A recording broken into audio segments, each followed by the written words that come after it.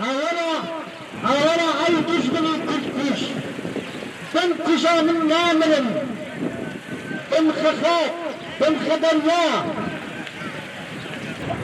دریا دستان کرا لکشکی خواه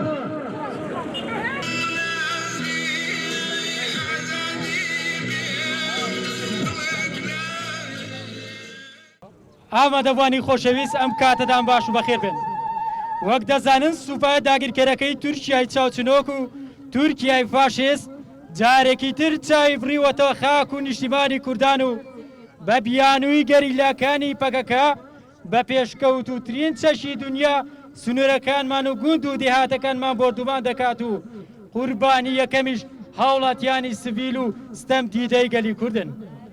بەڕێزان لەم هێرشانەدا تورکیا پەکەکەی کردوتە بیانوو کە لە ڕاستیدا ئەوە لە بیانوویەک زیاتر هیچی تر نییە، چونکە تورکیا لە سەردەمی عوسمانیەکانەوە بە میرات ڕەگەزپەرستی و فاشستیان بۆ ماوەتەوە و ئێستا لە دەستوری ئەو وڵاتەدا ڕەگەزپەرستیان چەسپاندووە بۆیە بە درێژایی مێژوو دژی کورد و جوڵانەوەی ڕزگاریە خوازیەکانی بوون.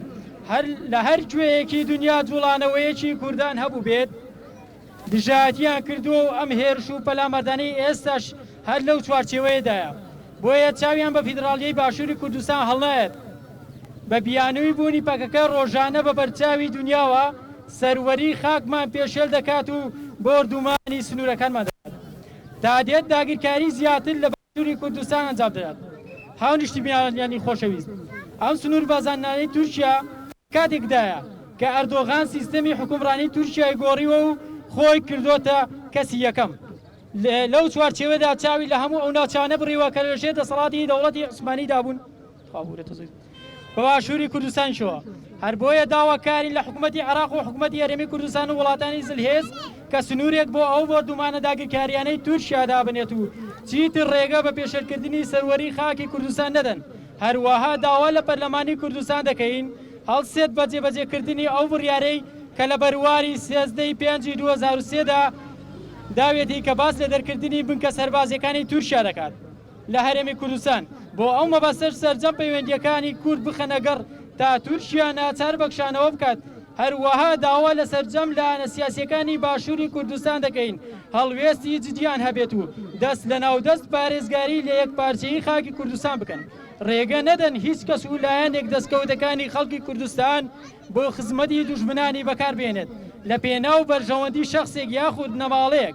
هەروەها داوا لەسەر جەم ڕێکخراوەکانی مافی مرۆڤ و لە ناوخۆ و دەرەوەی وڵات و کوردانی تاراوگە و هاوڵاتیان و چالاکیەوانی مەدەنی دەکەین کە هەست بەو مەدرسیە بکەن و تووشی پیلانە گڵاوەکانی ئەردۆغان هەڵوێست وەربگرن و چونکە تاکە چارەسەر بۆ شکستپێنانی ئەو پیلانە هەڵوێست وەرگرتنە. خۆشەویستان هەمووتان ئاگادارن کە داگیرکەرانی کوردستان ئەگەر لەسەر هەر شتێک ناکۆک بن کە هاتنە سەر قڕکردنی گەلی ئێمە ئەوە کۆک و هاوڕا دەبن. بە بەرچاوی خۆمان دیتمان لە ڕیفراندومی باشووری کوردستان ئەو کاتەی کە گەلی کوردی باشووری کوردستان پەیامی خۆی دەدا دیتمان دەوڵەتی داگیرکەری تورکیا بە بەرچاوی هەموو دنیا چۆن تەراتێنی لە سنوورەکان دەکرد. بە بەرچاوی هەموو دنیا دیار بوو کە تورکیا و ئێران و عێراق چۆن تەراتێنیان دەکرد و هێزەکانیان مانۆڕی سەربازیان پێدەکرد. لێکدا پەیامیان بە گەلی کوردەدا کە ئەگەر داوای ئەو مافەی خۆتان بکەن ئەوە بەڕاشکاوانە پەنامارتان دەدەین. ئەو کاتە ئێمە کێمان لەگەڵ بوو؟ کیا سەرکەشەکانی قەندیل نەبێ گەلی کورد نەبێ لە چوار پارچەی کوردستان و گەلی لای کوردستان نەبێ کێمان لەگەڵ بوو؟ بەڕێزان بە بەرچاوی خۆتانەوە دەیبینن کە دەوڵەتی داگیرکەری تورکیا هێرشێکی بەربڵاوی بۆ سەرگەلی ئێمە دەست پێ کردووە. دەیەوێت گەلی ئێمە قەدڵوان بکات، دەیەوێت سمبولی نەتەوەی کوردستان نەمێنی. ڕۆژانە ئێفشازەکانی تورکیا تۆپ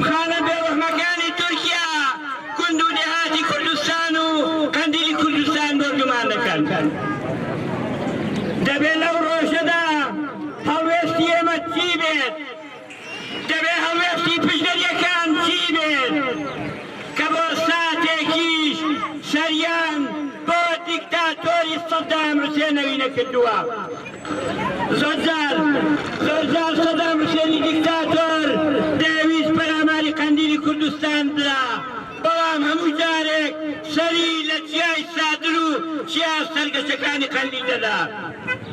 بەڕێزان ئەوەی تەنها جارێک چوو بێتە تورکیا یاخود لەو وڵاتەوە ڕەت بوو بێت ئەو ڕاستیەی بۆ دەرکەوتووە.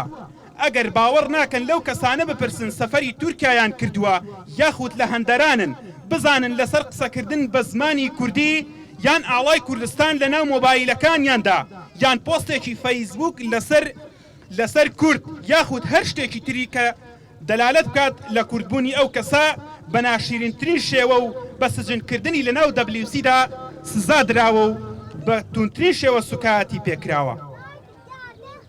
ئەمە لەبەر ئەوەی کە کووردە نەک لەبەر ئەوەی کە پەکەکەیە، چونکە تورکیا بە چاوی تیرۆریست سەیری هەموو کوردێک دەکات.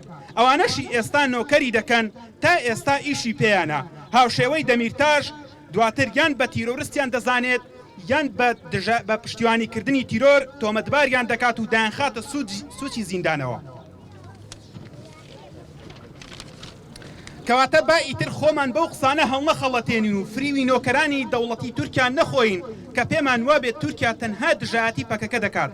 پێویستە ئەو هێرش و پەلامارانەی سوپای سوپا داگیرکەرەکەشی بەو چاوە سیر بکرێت کە هێرشەکان تەنها بۆ سەر پەکەکە و قەندیل نییە، بەڵکو هێرشە بۆ سەر هەموو گەلی کورد و تەواوی دەستکەوتەکانی گەلەکەمان کە بە خوێنی هەزاران ڕۆڵەی شەهیدی ئەو میلەتە هاتۆتە دی.